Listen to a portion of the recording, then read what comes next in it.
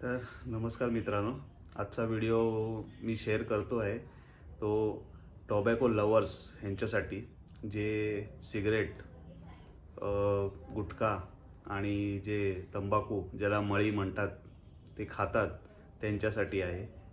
कारण तुम्ही जर जाल हॉस्पिटल टाटामध्ये तर तिकडे तुम्हाला असे खूप पेशंट मिळतील. तुम्ही एकदा विजिट करा, तुम्ही स्वतःच गुटखा तंबाखू सोडून द्याल.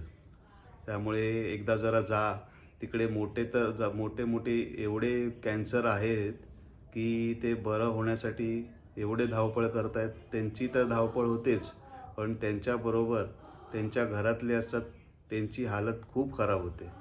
त्यामुळे रिक्वेस्ट करतो मी, जे जे खात असाल त्यांनी प्रयत्न करा सोडायचा.